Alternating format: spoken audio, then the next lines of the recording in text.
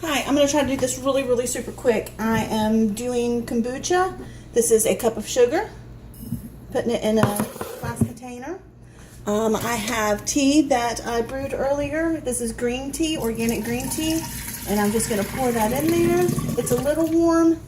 Once I add the cold water, you never want to add your SCOBY to something that's super hot. After a certain degree, it'll kill it.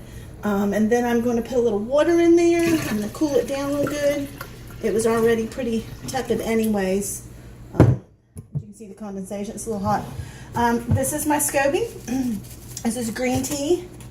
The SCOBY, you can see this one's kind of laying a little sideways. And that's okay. He'll pop or she'll pop back up. There's another little baby one right here. So what I'm going to do is I'm going to never use metal spoons or a metal strainer. I always use a mesh strainer. So I'm going to pour this out right here. I have in my bottles, which are special bottles, they're really thick glass, so you need to look into that when you're doing kombucha. I do use mason jars sometimes. This is a barbecue jar.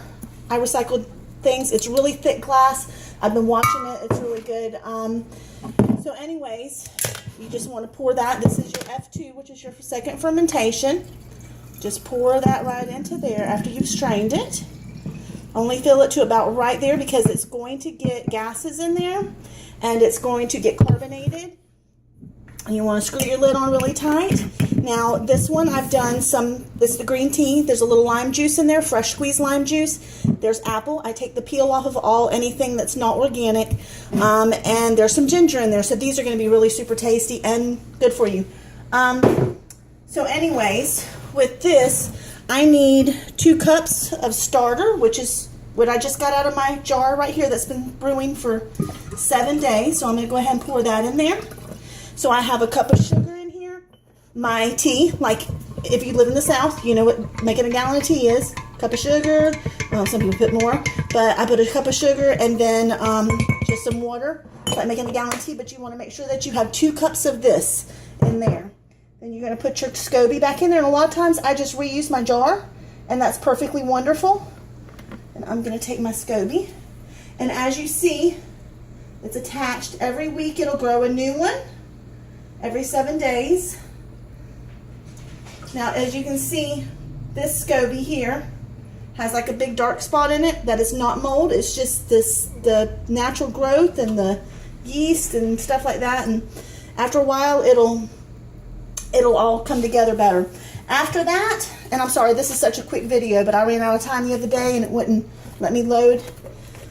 But then I just take 2 coffee filters and I put a rubber band around the neck. It keeps everything out, and this will sit for 7 days. And every 7 days, 7 to 10 days, I do this cycle. I will take the rest of this and put it in my jars. And but I do strain it because you'll have like little floaty things in there, and it's little bits of yeast, and they're good. And some people are okay with that. Other people it kind of grosses them out.